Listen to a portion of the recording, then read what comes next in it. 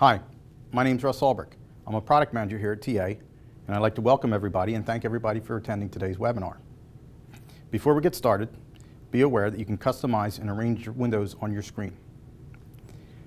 If at any time you lose one of the windows, or if you'd like to access additional information, such as the speaker's bio or social media sites, you can do so by pressing the widgets at the bottom of the screen.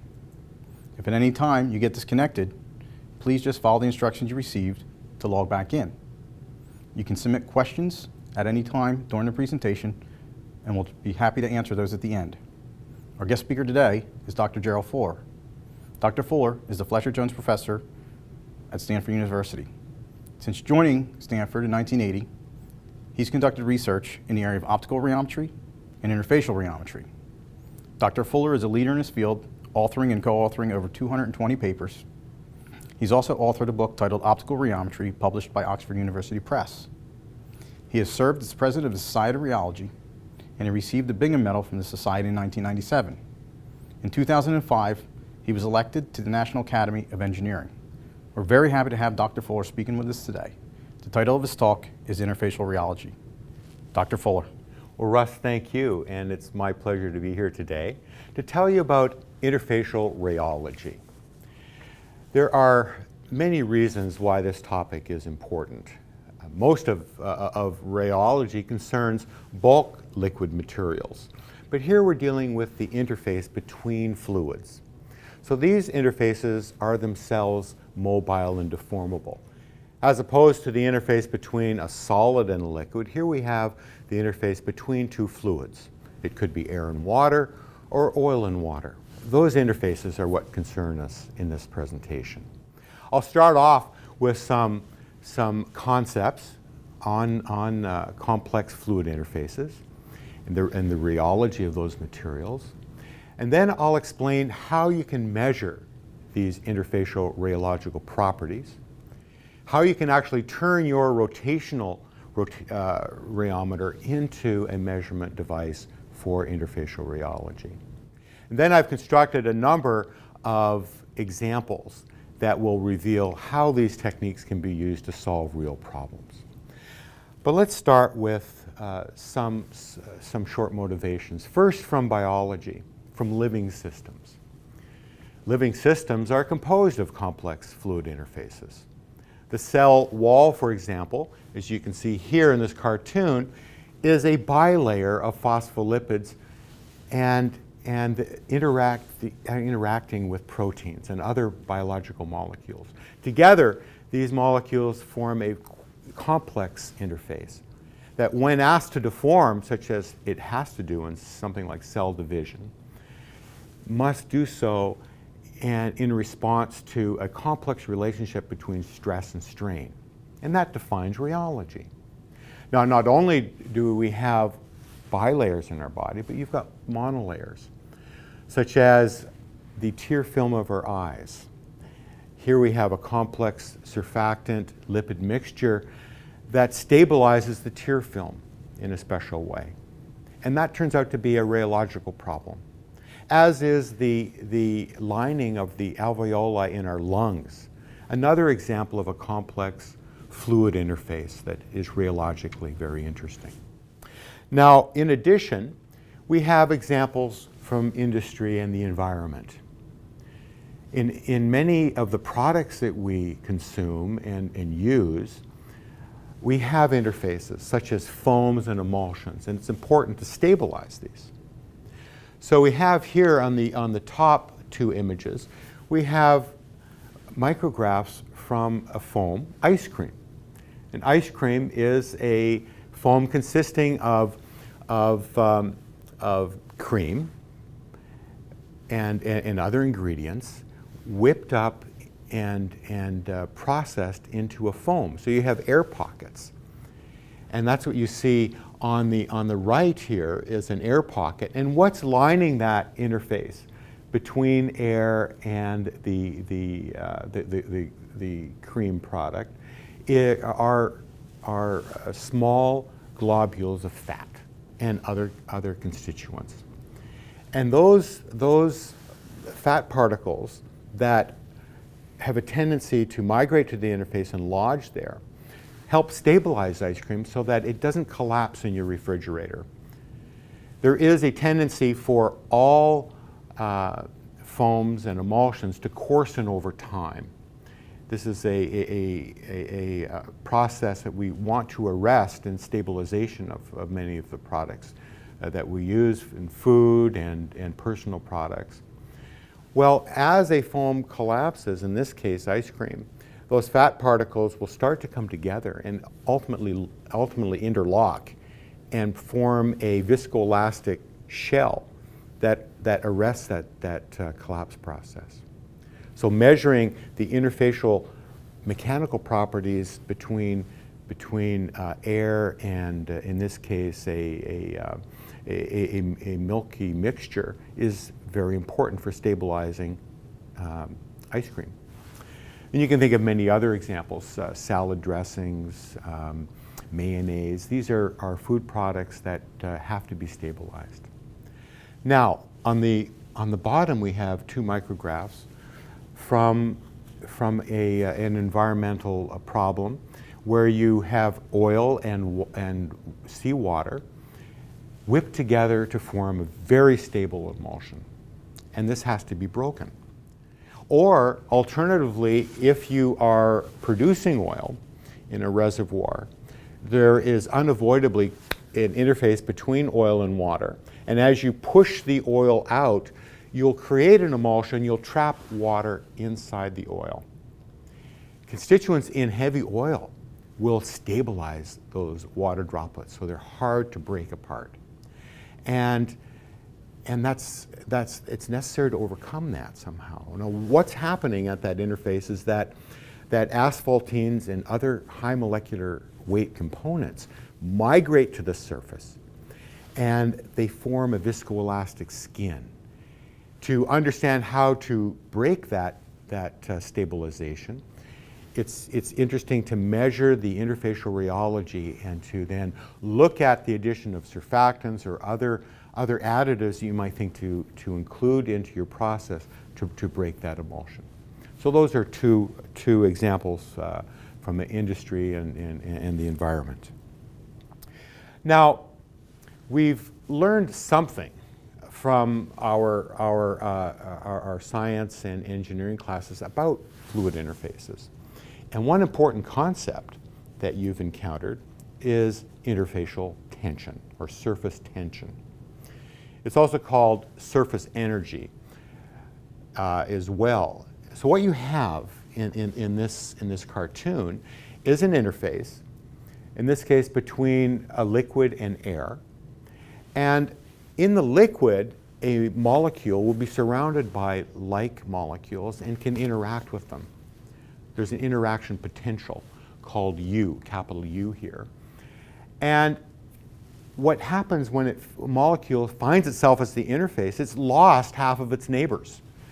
And it doesn't enjoy those interactions anymore. And so there's an excess surface energy per unit area that exists at such an interface.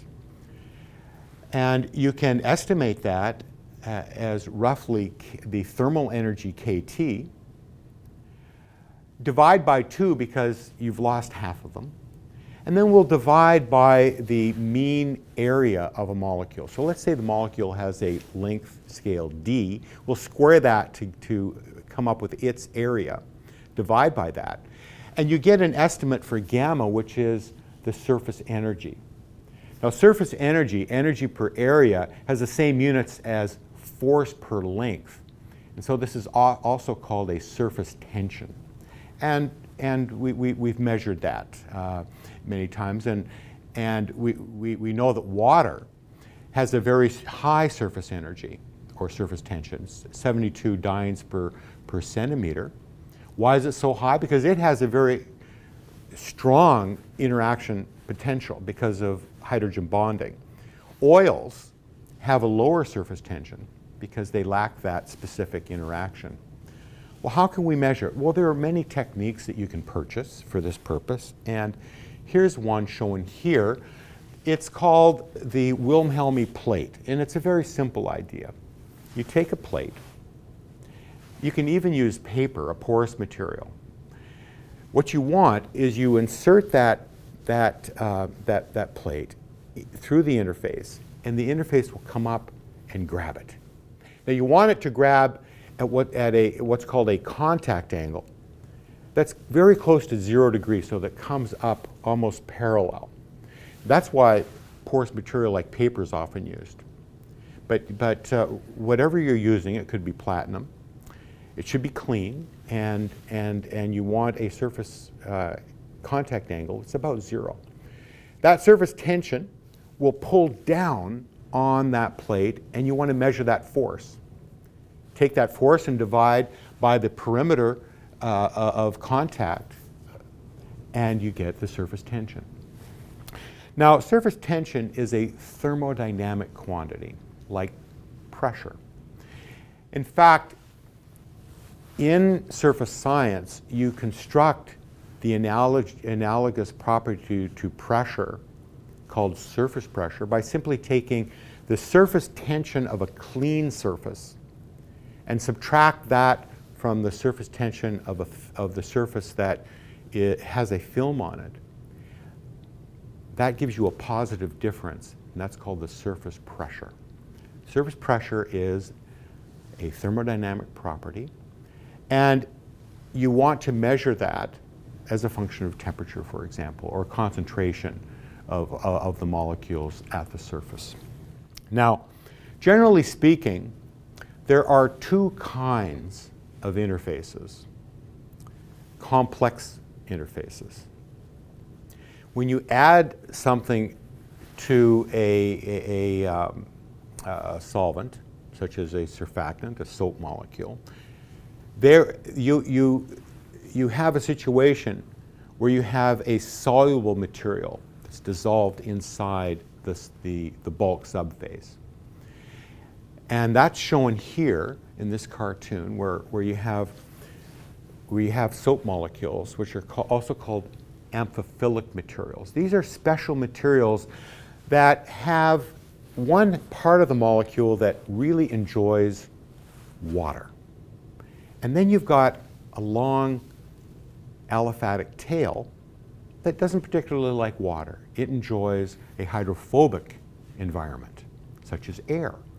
And so what happens is that there is an equilibrium that's established, and there will be a relationship between the concentration of the soap molecules in the water and the concentration, the surface concentration of those same molecules at the air-water interface. That film that's created is called a Gibbs monolayer, because Willard Gibbs established the relationship between the concentration of the soap molecules in the water and that surface concentration. Now, there are other molecules that exist that are insoluble. They are also amphiphilic in that they have a hydrophilic head and a hydrophobic portion.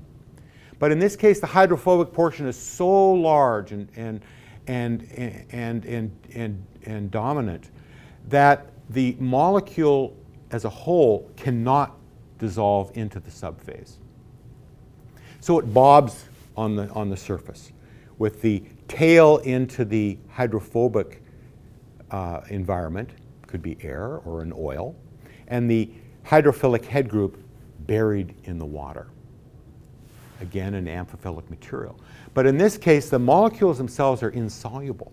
So they are forced to only reside at the interface. These are called Langmuir monolayers, after Irving Langmuir, who did a lot of work on these materials. Now, these are important because they are found in biology and are the building blocks for the cell membrane. For example, I talked about a bilayer of phospholipids. Well, phospholipids are examples of insoluble materials. They form an insoluble layer between oil and air, for example, or oil and water. But when you bring two phospholipid molecules together at a high enough concentration, you'll actually get a situation where you form a bilayer where the hydrophobic tails point to themselves with the hydrophilic heads on the outside, and you can create a bilayer this way. So phospholipids are one example of an insoluble material. Others are fatty acids and fatty alcohols. Again, a hydrophilic head group, but the tail's too long. Cholesterol is another material that is in this category, as are many polymers. If you have a long, high molecular weight polymer, you can have side groups on it that are hydrophilic. The tail itself might be hydrophobic. So in that case, a molecule such as polytertbutyl methacrylate will lie flat on the air-water interface and form a very stable molecule, molecular film. Other examples are block copolymers, where one block could be hydrophobic and the other block could be hydrophilic. Now, when you have a Langmuir film, one important tool that's used to study it is called the Langmuir trough, or more accurately, the Pockels Langmuir trough, because these two people were very important in the history of this device. What you have is really a tub, a square tub, usually made of Teflon, because you want something that you can clean absolutely scrupulously. In fact, it's important to emphasize that in making surface rheological measurements, surface measurements in general, that you clean your surfaces very well. Otherwise, small amounts of contaminants can alter your measurements. Now, the Langmuir trough then has usually a Teflon container, rectangular, and you fill it with water up to the brim. And at both ends of the Langmuir trough are two barriers that sit right at the interface. You then spread your insoluble material, usually in a volatile solvent, let that evaporate, and you're left behind with these insoluble materials that are stuck there, nowhere to go. And then when you bring the barriers together, they're compressed. Now, in the middle of the trough, you've got your Wilhelmy plate to measure surface tension, which is converted into surface pressure. So at a constant temperature, you vary the area, measure the surface pressure, and you can produce what's called an isotherm. Much in the same way that in 3 dimensions you would measure a pressure, volume, temperature relationship, in 2 dimensions you determine a surface area temperature relationship, isotherm. That's how you establish the thermodynamics of your material. So this device is very important in analyzing the thermodynamic state of your insoluble material. But you can do rheology within this trough, and I'll show you how to do that. Now, what you have here is a phase diagram. Just as in the case of a 3-dimensional bulk material where you have a PVT diagram, again, you can have a surface pressure area diagram. And what you see here then, on the left, on the vertical axis, you've got surface pressure. On the horizontal axis, you've got area per molecule. And you have an example here of one isotherm. It's just a schematic where a molecule has been compressed in a Langmuir trough. And you can see that as it's compression, the area goes down, the pressure goes up. And the system goes through a number of phase transitions. Just as you go from gas to liquid to solid in 3 dimensions, you can do something similar in 2 dimensions. And you can map that out on the phase diagram on the right. And this is shown for a fatty alcohol system. And you can see that these simple molecules produce a very rich phase behavior. Why? Because the molecules, these head groups, remember these hydrophilic head groups, can self-assemble into crystalline patterns. And you can use X-ray diffraction to measure those patterns. Sometimes they're hexagonal in nature. Sometimes they're square lattices. But furthermore, remember you have these hydrophobic tails and they stick out into the air. Well, they don't necessarily stick straight up. They can go at an angle called the tilt angle. And you can measure that as well. But now the molecule has a decision to make. My head group is on a lattice. Which way do I tilt? Do I tilt towards my nearest neighbor? Do I tilt towards my next nearest neighbor? Or some intermediate tilt direction? All this is important. And that's why you have so many different phases. And you'll see that in one of the examples that I will I'll offer you to you in this lecture. Now, that is something about the thermodynamics. Surface pressure, area, temperature. You have microstructure. All that's very important. But as rheologists, we are interested in deformation and flow. Now, you can imagine that every one of those phases in that complex phase diagram of a fatty alcohol or a fatty acid will respond differently to flow, and that's certainly true. Some of them are flowing like liquid crystals. Some of them are more like amorphous liquids. How can we appreciate that? Well, the first thing to remember is that there are a collection of things that need to be measured. And in this slide, we have a list of such quantities in the laboratory. In the top, we have the thermodynamic properties, the surface tension or surface area.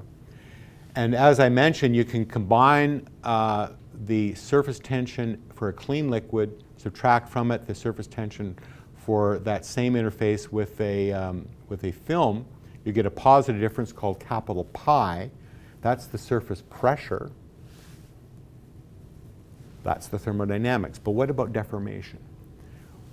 Well, there are two ways broadly to deform an interface.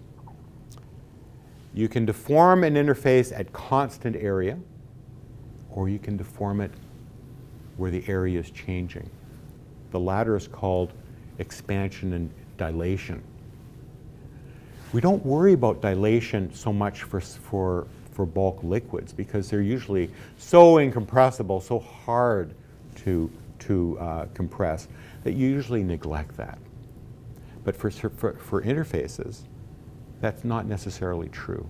For example, in our lungs, when I breathe, I am dilating, expanding and contracting the alveoli, so that's clearly an important process. Now, what we have here then on this row are viscous responses. You can shear an interface at constant area, and then you would be concerned with the surface shear viscosity. Just like in the liquid, you've got the viscosity, the shear viscosity. Well, there's an analogous quantity called the surface shear viscosity. Different units than the bulk viscosity, because remember, in 3 dimensions, pressure or stress is force per area. In 2 dimensions, it's force per length. So the dimensions are going to be different. But that's all figured out in the software that is supplied with your rheometer. Now, as I mentioned, just below that, you can have dilation. And if you do that at a certain rate, there'll be a viscosity that's associated with that deformation. That's called the dilatational viscosity. And then you can also have interfaces that are more elastic than they are viscous, like a rubber balloon. You can shear a rubber balloon, that membrane, And if you do it at with a certain strain, there'll be an elastic response, a stress. Well, a similar thing can happen with a fluid interface that has elasticity to it. You can deform it at constant area, and there will be an elastic modulus, elastic shear modulus associated with that process. Or likewise, you can take that interface and stretch it and increase its area, or compress it and decrease its area, and there would be a dilatational elastic modulus. So there are analogous concepts to think about here between bulk materials and surface two-dimensional materials. Now, as rheologists, we recognize that nothing is purely viscous or purely elastic, but there's a continuum of responses between those two limits. And this is true for interfacial materials. They can be viscoelastic. One limit, they may respond more in a purely viscous way, and that means that when you apply a strain, the stress goes with the strain rate, so that it's out of phase with the strain. On the other limit, you've got an elastic interface. If you strain it, the stress will be in phase, as an elastic material would be. In between, that phase relationship becomes more complex. So you want to be able to measure those properties. Now, if you have an interface that is purely viscous, then you can describe it as shown in this equation as a Newtonian interface. The first part of the relationship between the surface stress sigma and the deformation has to do with dilatation. Capital D in this equation is the rate of strain tensor. And by taking the double dot product with I, the unit tensor, that captures dilatation. If you've got it, then you get a interfacial dilatational viscosity, which is the link between that rate of dilatation and stress. Remember, for a Newtonian material, the relationship between stress and the rate of deformation is simply proportional, and the viscosities are proportionality constants. The second term involves mu sub s, which is the surface shear viscosity, and it's the proportionality between the rate of strain and the surface stress. And finally, the last term is the pressure term. But in reality, the types of interfaces that we most often encounter are not simply Newtonian, but as I said, are viscoelastic. So you can have everything from a purely viscous material that we just described previously to a perfectly elastic material at the surface. For that reason, it's very often in rheology to apply a sinusoidal deformation, because in rheology, time becomes an essential variable in the experiment.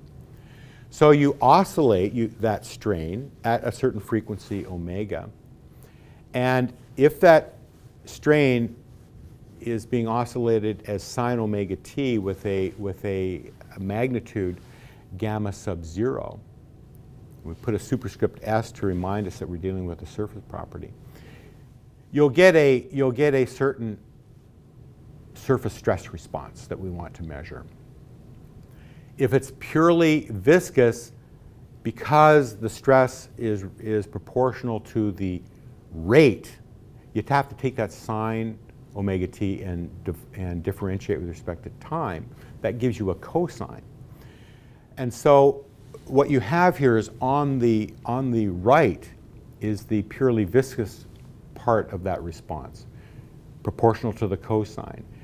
And what you see is a surface viscous modulus, capital G, superscript S, and then double primed. The elastic part is captured by the first term on the right-hand side, and that's the term that's proportional to sine omega t, and that's the elastic surface modulus, G superscript S, single prime. And as I mentioned, most of the interfaces that we're dealing with will have both. So you see this plot here on the left is a plot where we're plotting both the surface elastic and surface viscous modulus as a function of frequency, omega. And this was accomplished for a monolayer of colloidal particles sitting between water and decane. These were polystyrene spheres. And you can see that two-dimensional suspension has both a viscous and an elastic surface modulus.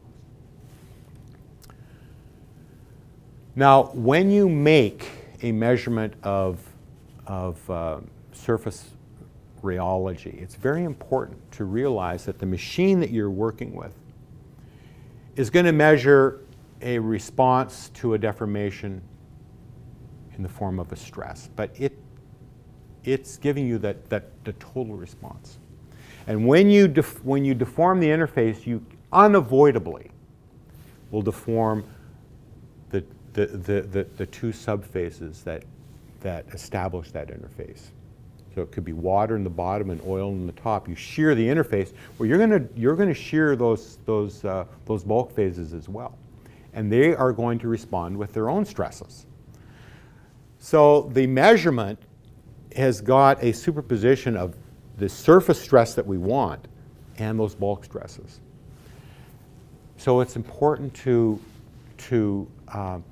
try to operate in a condition where the interfacial stress response dominates. And that's captured by something called the Boussinesq number.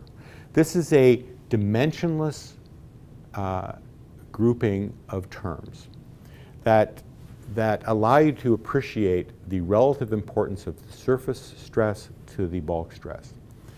And you can see it here in this equation. B sub O is equal to the surface shear viscosity, mu s, divided by the bulk viscosity, eta. But remember, those two viscosities have different dimensions. So you need a length scale down at the bottom to form that dimensionless group. Capital L is the perimeter length that is associated with your stress measurement. And I'll get into that in the next slide, because that's very important. So let's talk about how we can measure the stresses and how we can determine that our Boussinesq number is large enough. And we typically like to operate in excess of 100 for this Boussinesq number.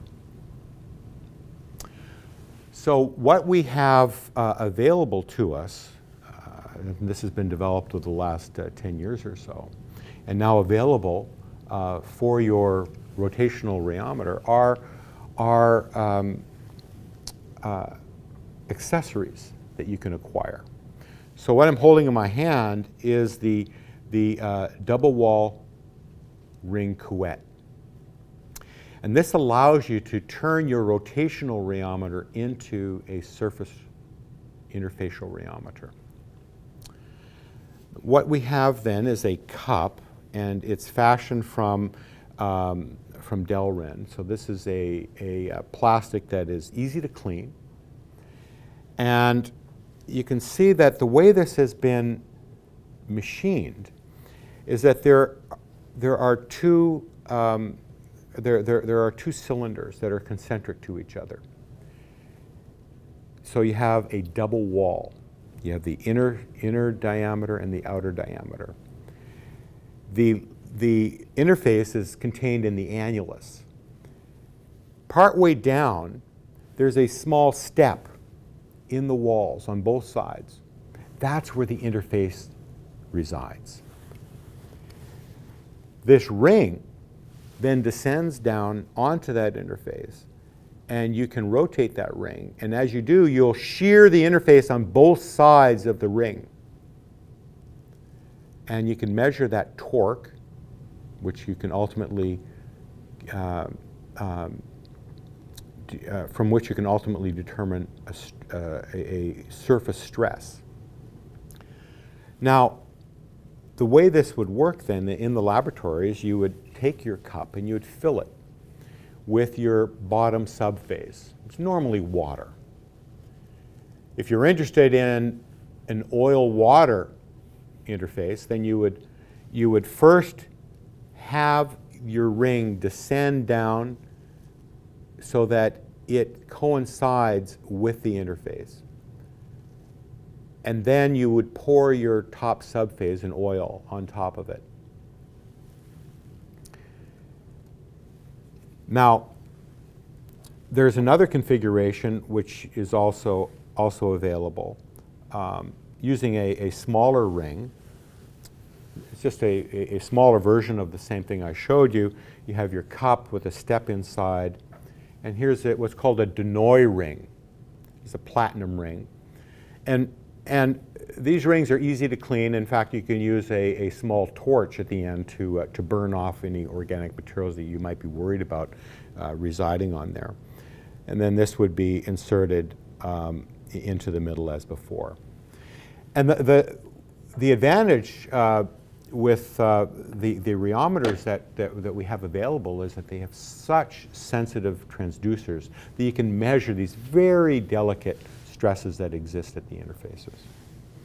Now, this cup would reside on a Peltier, so you can control the temperature. That's very important.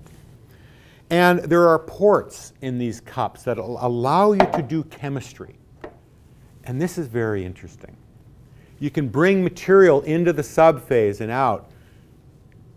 And you can then, for example, you might have, and I'll show you this later on, you might have a biological film at the surface, and you can inject surfactant in and out into the subphase and look at the interaction of the surfactant with that biological film.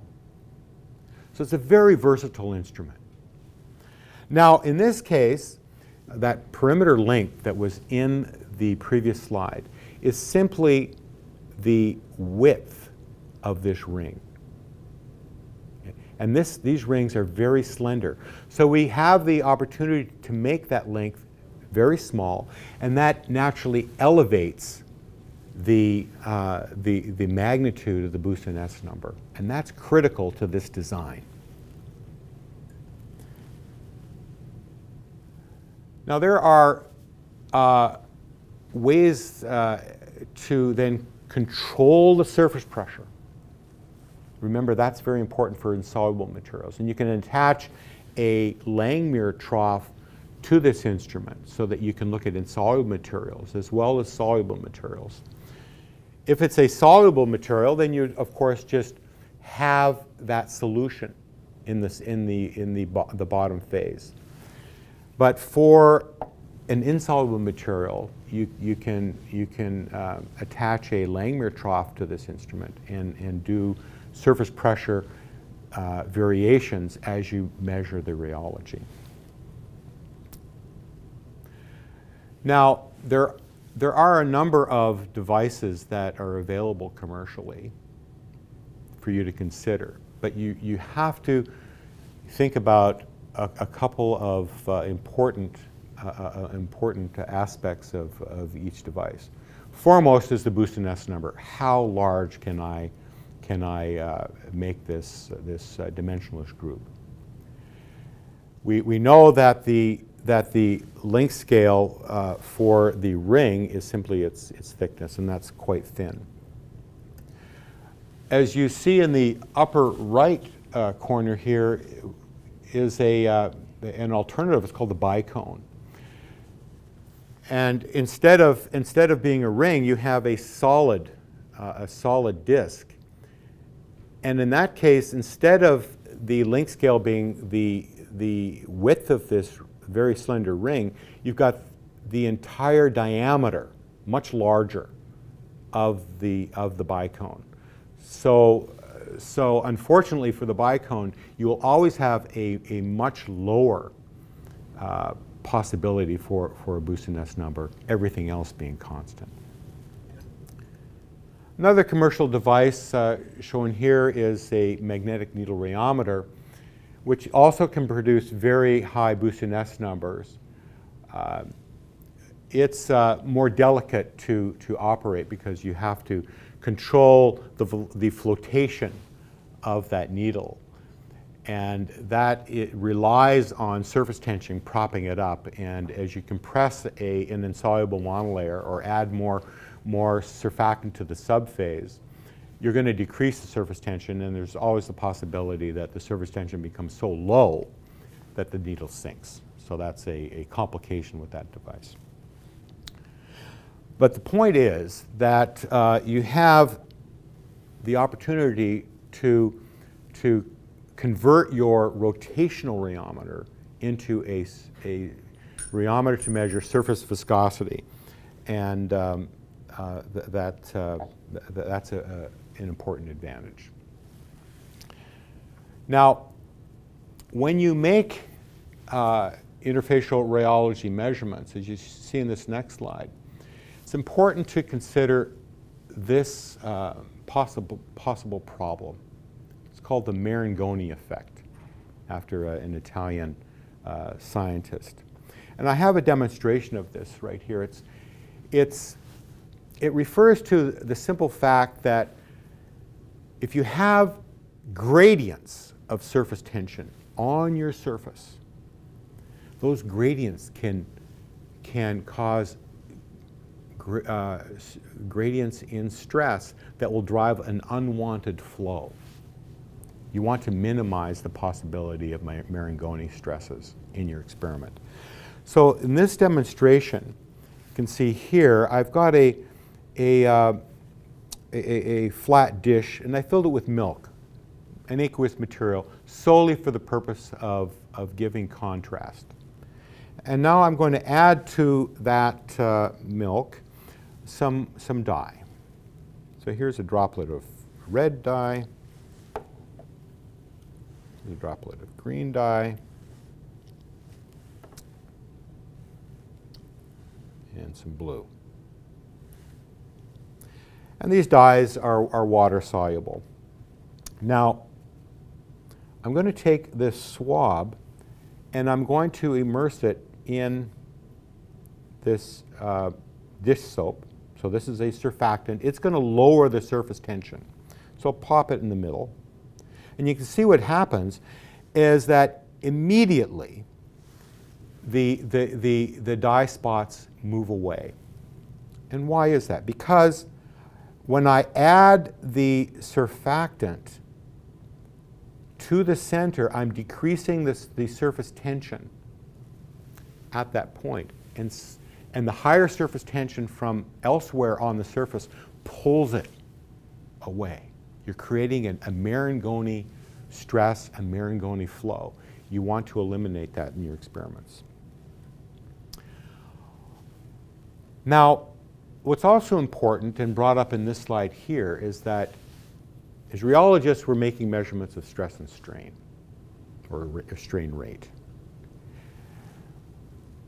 The reason you're getting nonlinear rheological effects is because of the microstructure of the interface. For that purpose, it's often interesting if you have the equipment to make measurements of microstructure at the surface. And these are often optical techniques because you can make measurements of the structure of the surface without interfering with the surface itself if you do it optically. The top row shows something called dichroism, which is a means of measuring anisotropy and how light is absorbed by molecules according to their orientation. You send polarized light through the interface, And if you've got a molecule in the interface that strongly absorbs that wavelength, the effect can often be large enough that you can measure the dichroism, the degree of orientation, even if you only have a monolayer of material. Another interesting device is this microscope called the Brewster angle microscope. You simply reflect light off of the interface at a special angle called the Brewster angle. Every interface has a Brewster angle. For water and air, it's about 53 degrees. So from the vertical, you would have an angle of 53 degrees. The incoming light, you would rotate and have only a single polarization, which is vertical. At that Brewster angle condition, no light is reflected. That's why polarized sunglasses are effective. Polarized sunglasses have the polarizers vertical so that you cut glare. Why? Because most of the light that's reflected are polarizations that are horizontal. This polarization is not strongly reflected. So we take advantage of that in many products that we use. So you put a polarizer in your camera to get rid of glare. And you have to rotate it correctly, though. Now, you set this microscope up so that you've got the Brewster angle condition. Now, when you spread a film on the surface, some light will be reflected. And that light contains with it information about the morphology of that surface. Now, you can see an example here. We spread on top of water and under air a molecule that is liquid crystalline. It's called 8Cb. Forms a monolayer. And you can then compress it with a Langmuir trough so that the molecules that were initially in a monolayer state go up into a bilayer state. So you have islands, you can see them here, they're two-dimensional droplets of bilayer. Around them are monolayer materials. Then you can deform that interface with a flow field, and you can stretch those two-dimensional droplets as shown on the right micrograph. You stretch them out. Another technique that's used optically is fluorescence microscopy. You can add fluorescent dyes to molecules to make them light up with certain frequencies of light. This is very popular with DNA. You can add DNA probes to DNA, and we've done that here. Here the interface is a bilayer of phospholipids, very fluid, but it's attached to a surface, very fluid interface. And we've used a cationic phospholipid, so it's positively charged. And then we have attached to that interface, that bilayer, DNA, which is a negatively charged molecule. So electrostatics hold it there, and it's a snake on the surface, but it's got dyes on it. So when you do fluorescence microscopy, it lights up like a Christmas tree light string. Now, when we apply an electric field across the bilayer, you'll see that DNA molecule walk on the interface. So these optical techniques are for the purpose of measuring structure along with your rheology. This slide reminds us that just as in the case of bulk materials, there are so many different varieties of interfaces. If you go to a rheology meeting, one session will be on melts, the other one will be on polymer solutions, you've got another one on suspensions, liquid crystals. So the same thing can happen if you had a whole meeting on interfacial rheology. You might go to sessions just on fatty acids. Fatty acids are one class of very complex interfacial materials. Or down on the lower left, we have two-dimensional polymer melts. Remember, polymers can be amphiphilic and lie flat in an interface in some cases. In other cases, if they're die blocks, they'll extend in the vertical direction. Or polymer chains can be rigid, rod-like, and amphiphilic. And then you can ask the question, well, can you go from an isotropic to a pneumatic state in 2 dimensions? Other examples are from biology. Proteins are wonderfully amphiphilic, but they assemble their structure into a state that allows them to bury hydrophobic portions in the interior so that they can be soluble in water. But if they see an interface of air that's hydrophobic, they'll denature and unpack to present that hydrophobicity to the air. And then you can get a 2-dimensional gelation occurring.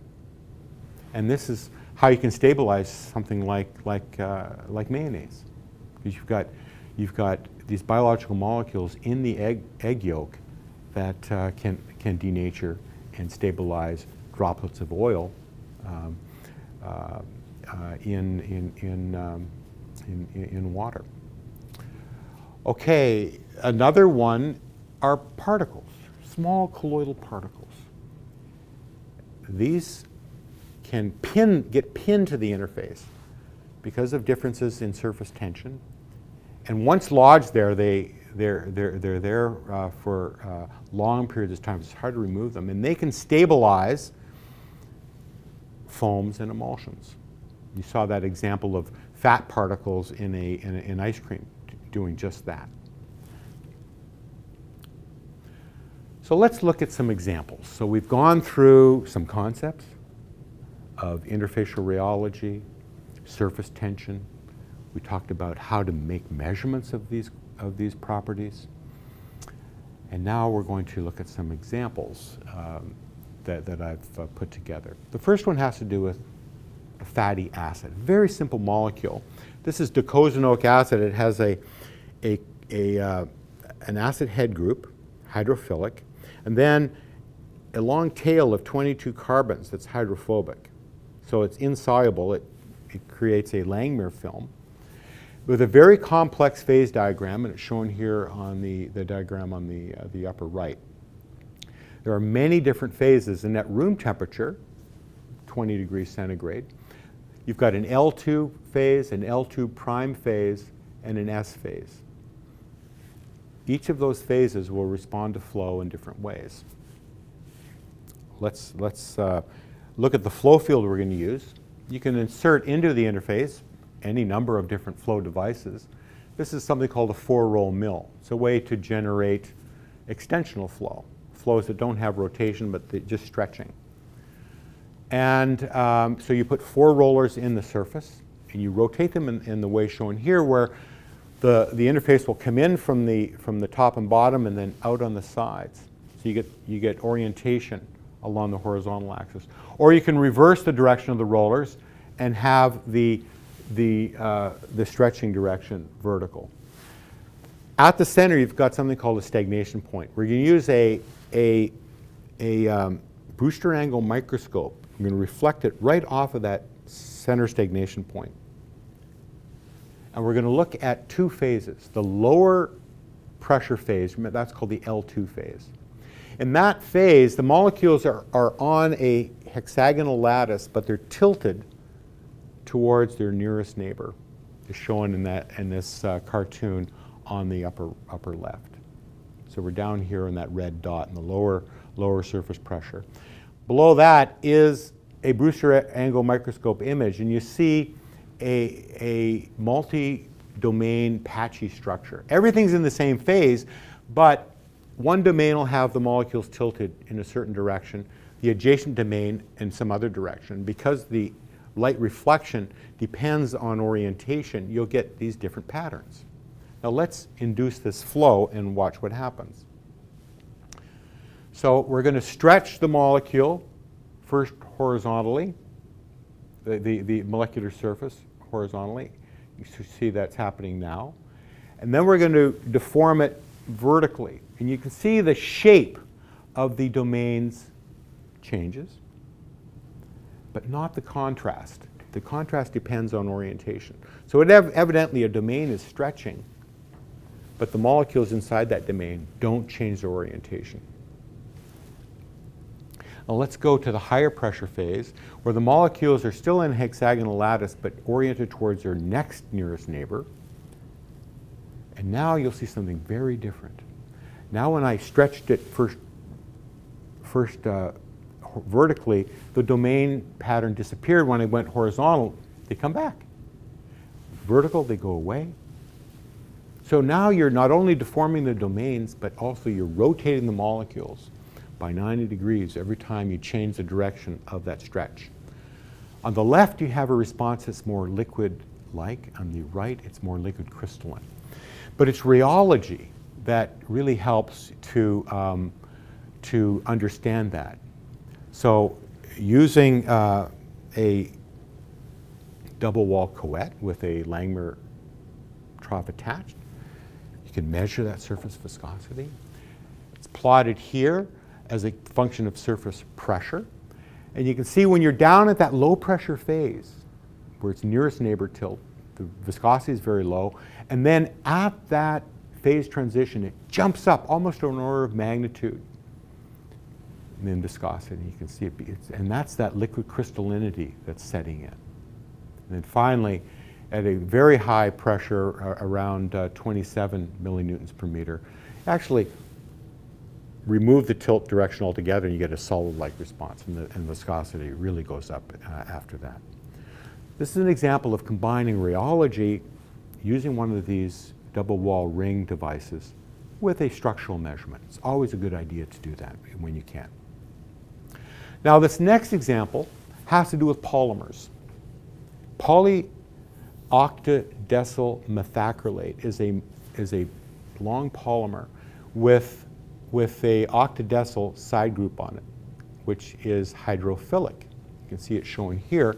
You've got the main chain with a methacrylate, it's insoluble, and then you've got these side groups that really enjoy water.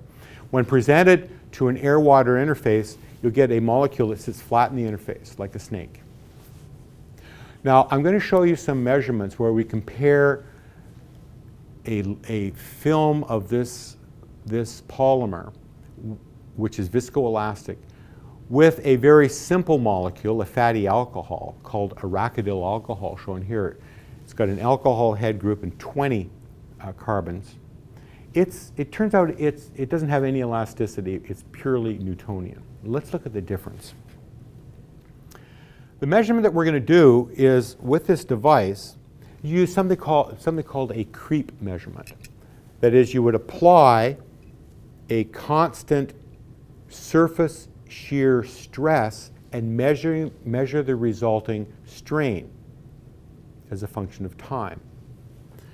So plotted on the vertical axis here is something called the compliance, which is simply the strain divided by that constant surface stress as a function of time. The Newtonian response of that fatty alcohol is linear, and that slope is inversely proportional to the viscosity.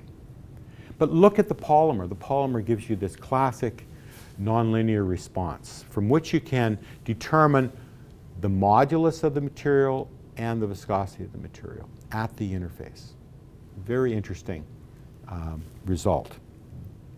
Now, something else you can do then is a steady shear experiment.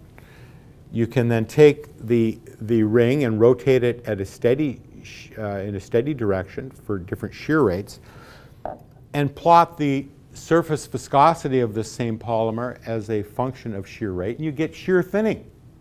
And we've plotted here in a log-log format, so it looks like a power law. Very similar to what you see in 3 dimensions, you're seeing in 2 dimensions here. Now, this non-Newtonian rheology is very important to studying something like a droplet that you've stabilized with polymer for the purpose of making a nice stable emulsion, and now you're processing that emulsion, so you're deforming the droplets. Well, the fact that it has a non-Newtonian surface changes everything. And you can see that with this simple experiment. We have a Langmuir trough. We spread our film. Inside the Langmuir trough, we have a complicated flow geometry. It's called a contraction flow. We're going to push the monolayer through this 4-to-1 contraction. So we're pushing just the interface through this 4-to-1 contraction. We seeded this surface with little particles, and we imaged the streamlines formed by those particles with a camera. And let's take a look at the difference. You'll see it's quite remarkable. What we're going to look for is something at the corner. And the question is, do we see corner vortices? And indeed, for the arachidyl alcohol, which is Newtonian, you see there are no corner vortices. The streamlines simply execute nice curvilinear lines into the entrance. But look at the polymer. Because of its elasticity, this is just at the surface, you get these big corner vortices. So understanding the rheology, the surface rheology of these complex materials is essential to understanding how an emulsion stabilized by polymers behaves. Here's another example. Particles. Particles lodge at interfaces, and there's a lot of interest in understanding how particles can stabilize an emulsion. You can use surfactants, but particles are very effective. And many products that we enjoy are stabilized actually with particles.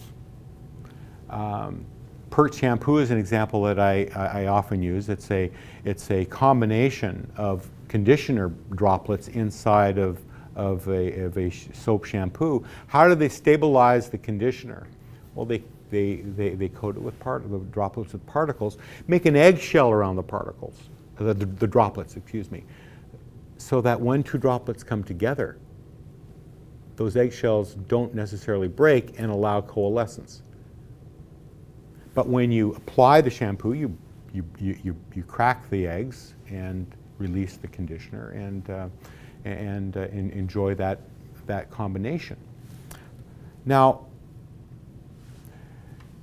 particles stick at an interface because of the difference in surface tensions between the particle surface and the two phases making up your fluid-fluid interface. And you can control the interactions between the particles and get all sorts of different structures.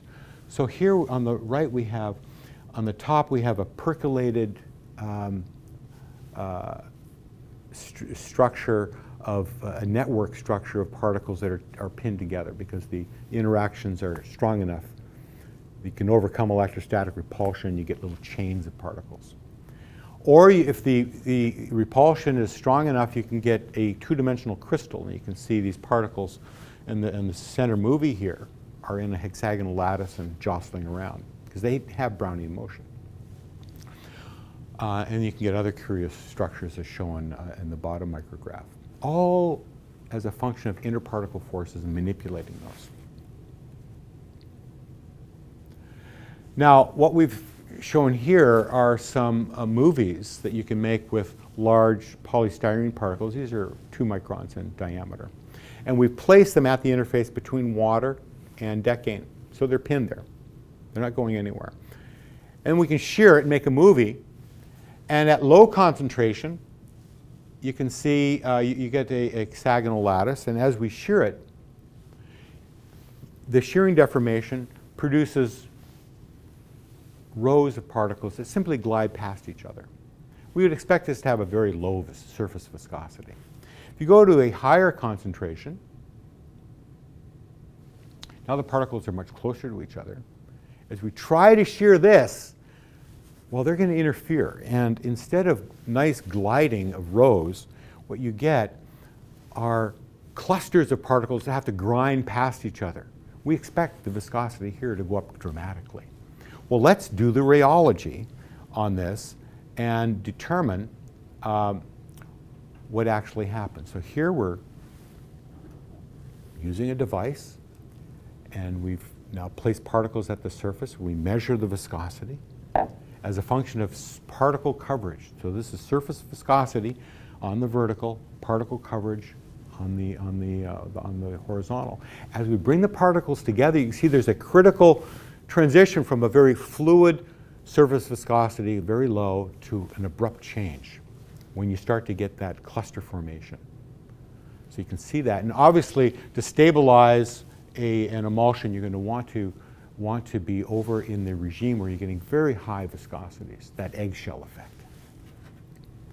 Now, with these rheometers, you can also do oscillatory measurements and measure the moduli. Remember, there are two of them. There's a surface elastic and a surface viscous modulus. And these are plotted here for these polystyrene particles. In this case, they're 3 microns in diameter between water and decane.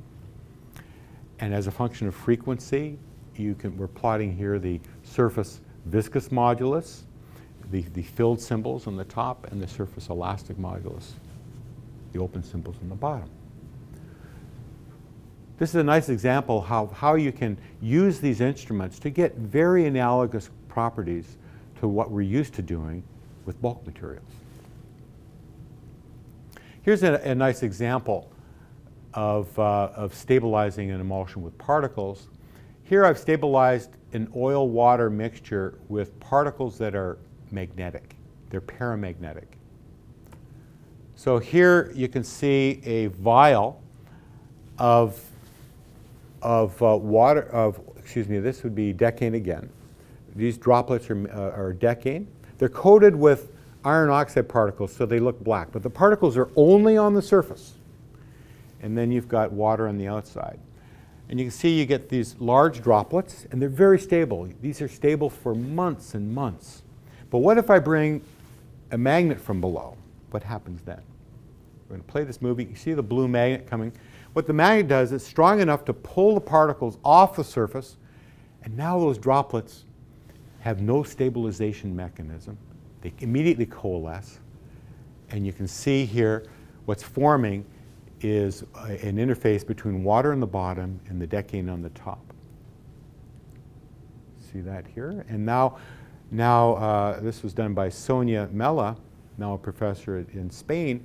Now she's going to shake the vial and reestablish this stable oil-water emulsion. See how that's been reestablished? And then you can repeat the measurement again, bring a magnet up and strip it. So you have the possibility of making an emulsion that has stability that you can control with some external force. The stabilization is through rheology. So it's important to measure that property in order to design this correctly. Here's another example. Now this one's coming from a biological problem. We have infectious diseases that we have to deal with. This is now flu season in the United States, so we're worried about flu. But there are other infections that are caused by, not by viruses, but by bacteria, and they can occur in our bodies. So, for example, a bladder infection.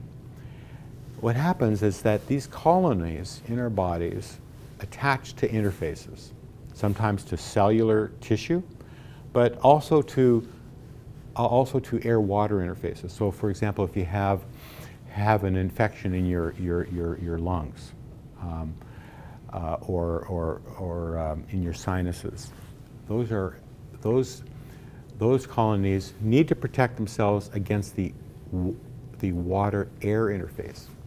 And bacteria colonies protect themselves by producing biofilms. Well, it turns out that these rheological tools are wonderful for analyzing these biofilms. So let's look at this problem. So here is a schematic of the human body. You can see there are many opportunities for bacteria to set up home, and we would like to make it more difficult for them to do that. So here is a micrograph and a cartoon rendering of some bacteria. These bacteria that we're dealing with, this E. coli, they exude something called a curli. These are amyloid fibers that are produced. And what you get is that at the interface, because these amyloid fibers are so hydrophobic, they love the interface, you get an interpenetrating network that's formed. And that has a rheology an elastic response to it. So we should be able to use interfacial rheology to look at that development. So I'm going to show you experiments where we're dealing with an E. coli, a certain strain that's known to be related to infectious disease. It forms a biofilm by this curli, this amyloid fiber production. We also have available this mutant that actually can't produce the amyloid fiber. So it's our control. And we'll look at how this thing grows, this colony grows in a food bath called Yeska. It's got a yeast extract and some amino acids, and so that's what it gobbles up. And we'll look at how it responds to some common solvents, such as DMSO and ethanol. These actually promote amyloid fiber production, so they actually help encourage the bacteria produce this biofilm. So here's how you can use these attachments, and now we're using instead this smaller device with the Denoy ring. So you'd put your bacteria colony in the lower phase, and then you up to the interface, and this would then descend onto it. The nice thing about the design here is that we have ports that allow us to inject material in and bring it out and keep the interface at a stationary location. So we can bring in these solvents, see what happens, or a surfactant. We can bring that in as well. You can see on the top here, the Denoy ring is descended onto the bacteria colony. If you wait many days, you can actually see these biofilms. By that time, it's fully established. What the rheology allows us to do is track the development of these biofilms before you can see them, because the techniques are so sensitive. Well, this is what you see after many days. You can pluck them off and make microscope images of them. On the left is the colony without the addition of any of these upregulating solvents. In the middle, you see the tops of the air surface of the film. If you look at the water surface, you can see it's smoother. As you add DMSO or ethanol, you can see these films become thicker and more robust. But you can quantify that with the rheology. And so here we're plotting the surface elastic modulus against time. And you can see this takes a very long time to develop. Look at the green curve. This is the bacteria growing in this yeast extract. There are two growth spurts. The first one is just the arrival of the bacteria to the surface. And that's enough to elevate the surface elasticity. The biofilm has not yet formed. That's the second stage. You can see it starts at around 30 hours, and then it's complete at about 50 to 60 hours. You get another order of magnitude increase in the surface elastic modulus. So it's very interesting. You can see how this colony produces the film, which otherwise has not been appreciated previously. Then you can start to play some interesting strategies. If you look at the mutant, you see that the red curve, there's an absence of that second growth because it can't produce the amyloid fiber. If you add ethanol at 2%, you see there's an upregulation. It happens earlier, and the modulus is a little bit higher. DMSO is even more potent as an upregulator. We've also looked at some food additives. It's interesting that curcumin, which is a common element in Indian spices, actually eliminates biofilm formation. You can also look at the addition of surfactant. So you can inject surfactant into the subphase and look at that effect. So you'd use this port, for example, to accomplish that. We've looked at polysorbate, which is a commonly used surfactant material. The particular one we're using is called Tween 20. Here's a schematic of its structure. If you add it, you get this very interesting effect. Here is the surface elastic modulus again against time. The green curve is what we saw before, this double growth spurt. If you add surfactant, you delay that. What's happening is that surfactant populates the surface quicker.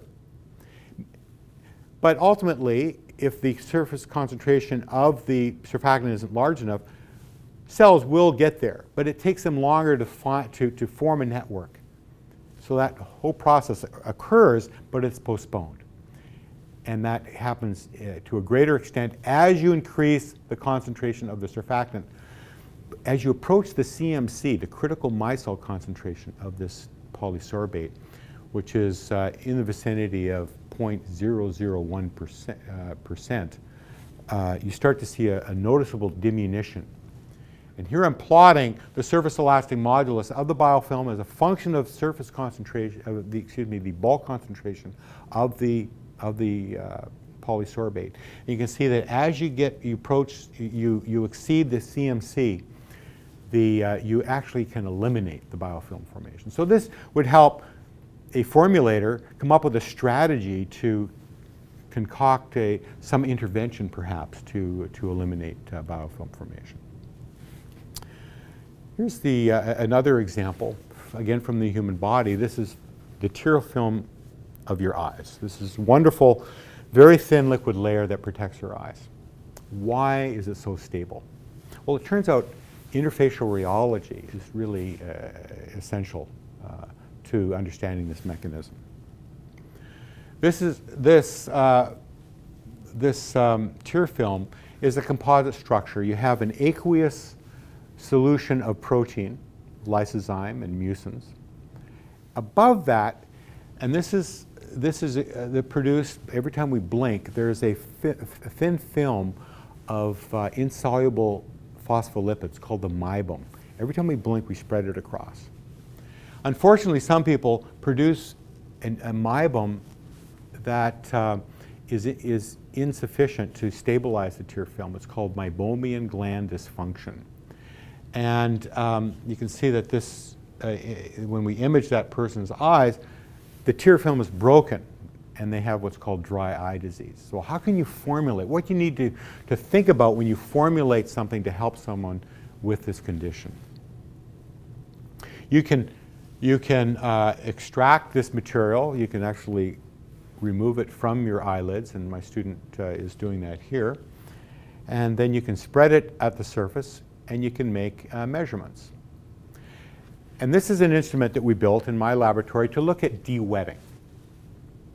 Now the question we're asking is, if I spread something at the surface of a very thin layer, what is the influence of that material's interfacial rheology on controlling de-wetting? That's the question. So we need a rheometer.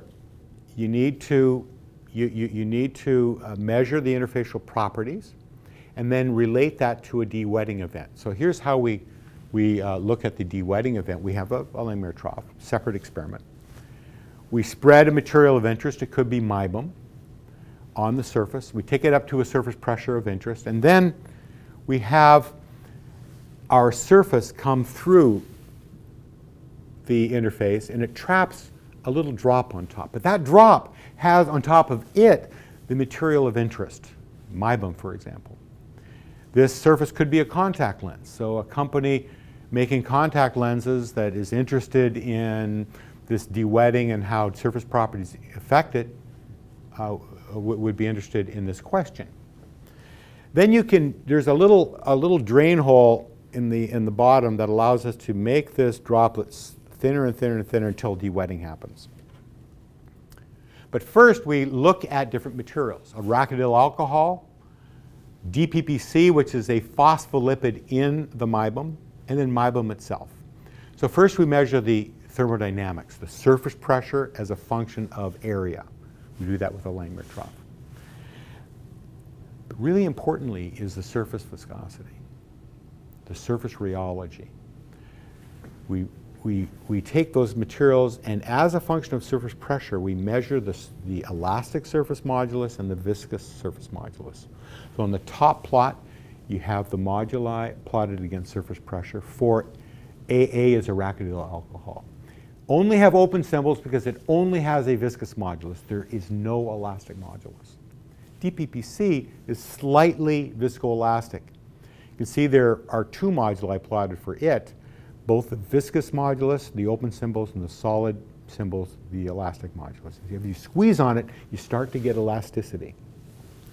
MIBOM is shown in the bottom in red. It's very viscoelastic. It has both a surface elastic modulus that's bigger than the viscous modulus. So it's very viscoelastic. So let's look at those three elements and how they stabilize a thin film. So here we have 4 movies.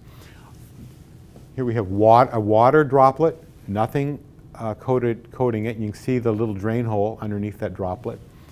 Then we have arachidyl alcohol, purely Newtonian, DPPC, slightly viscoelastic, and MIBOM, very viscoelastic. So we have some movies to play. So playing the one on the upper left, we have a water droplet, and you can see the drain hole in the center. You can see we've diminished the thickness of the drop so you get spontaneous de-wetting, and that is indeed what you see here. You can see this receding contact line as a result of the de-wetting. Moving over to the upper right, we have arachidyl alcohol now coating the surface of the drop at 15 millinewtons per meter. If we look at its de-wetting event, it proceeds essentially at the same rate as pure water. Because remember, it is purely viscous. It has no elasticity. On the lower left, we have DPPC, which is slightly viscoelastic. We start that movie, and you'll see there's a delay before de-wetting occurs. So that's the influence of this. Even though it's quite minor, it's sufficient enough surface elasticity to slow down the process. MIBOM, at that same surface pressure, is substantially more viscoelastic, and the delay is even longer. It stabilizes this droplet against de-wetting much more substantially. You can see that not only is it postponed to a greater degree, but the actual de-wetting event is slowed down. That's at 15 millinewtons per meter. Let's go to the next slide, where we have this information now at 25 millinewtons per meter. And we're now quantifying this by plotting the wet area on that drop divided by the total area as a function of time. So it starts out at unity, and the lower curve is for arachidyl alcohol. That's purely viscous. It de-wets the most rapidly. Above that is the DPPC covered droplet at 25 millinewtons per meter. It's more slowly de-wets. But look at MIBOM. It's a completely horizontal line, indicating at that surface pressure, the droplet is perfectly stabilized by MIBOM. And this is the benefit that MIBOM, because of its surface viscoelasticity, offers to our tear film. It stabilizes it. Unfortunately, people with meibomian gland dysfunction produce the wrong kind of MIBOM and do not get that benefit. Now you can measure the shape of the droplets just prior to de-wetting using an interferometer, and we're plotting here the height as a function of the base of the drop just before de-wetting.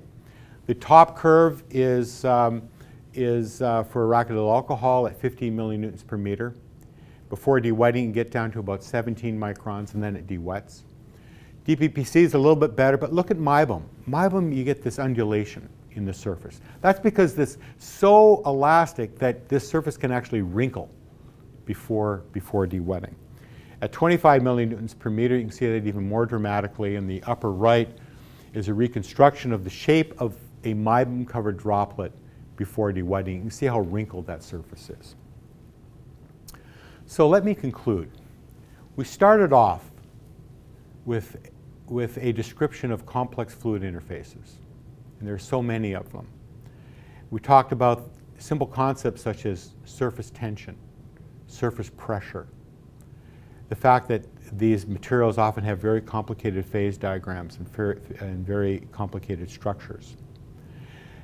But what's now available are some simple methods that allow you to convert your rotational rheometer into a device to measure surface rheology. So now you can appreciate the interfacial rheology of these materials. And with those measurements, you can start to apply them to any number of materials: fatty acids, polymers, two-dimensional suspensions, which are used to stabilize emulsions and foams.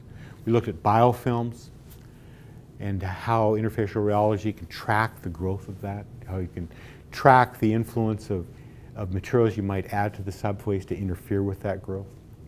And then finally, interfacial rheology and how it can explain the process of tear film stability. But there are a host of other applications that you can think of. And I invite you to consider those and to engage in the measurement of interfacial rheology. That concludes my presentation. I'd be happy to answer questions. Thank you. Thank you very much, Dr. Fuller. Before we go on, I'd like to make everybody aware that there will be a recorded version of the webinar available through the TA website. We'd like to move on now with our question and answer session. If you haven't submitted your question yet, please do so now. We'll try to do our best to get to everyone's question.